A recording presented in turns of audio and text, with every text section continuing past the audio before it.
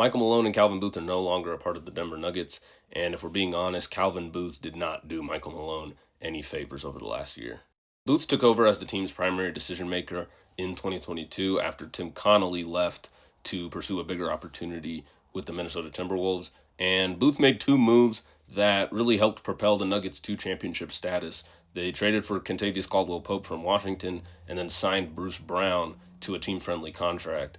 Now, with the way Bruce Brown's contract was structured, there was little to no chance of the Nuggets re-signing him after they won the title, and he ended up leaving for a much bigger bag with the Indiana Pacers. But the way KCP's free agency was handled last offseason was truly awful. I mean, KCP was maybe the biggest reason why from 2023 in the postseason to the 2024 regular season, the Nuggets had a well above average defense, and Calvin Booth went out of his way to downplay the impact that he had on the team.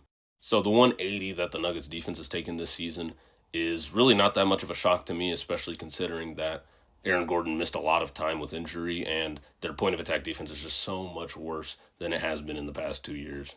Booth is also a big reason why the Nuggets are now on the hook for $208 million over the next 4 years for Jamal Murray. There's an argument to be made that we've already seen the best of Jamal Murray, and the Nuggets still gave him an extension coming off a bad 2024 postseason and a bad 2024 Olympics. So the Calvin Booth firing was not that shocking to me at all. I think that was a smart move by the Kroenkes.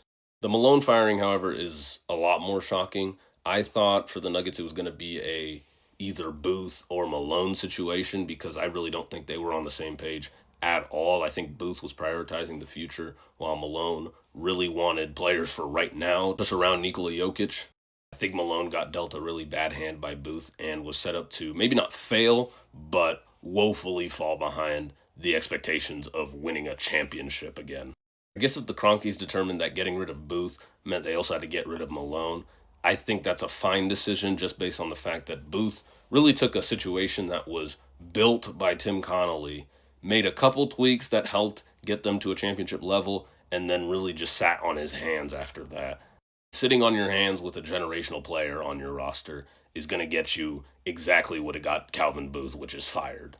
I'd be surprised if Michael Malone didn't get another head coaching opportunity, and I'd be even more surprised if Calvin Booth got another chance to manage a team, given the way he took a great situation and drove it into the ground.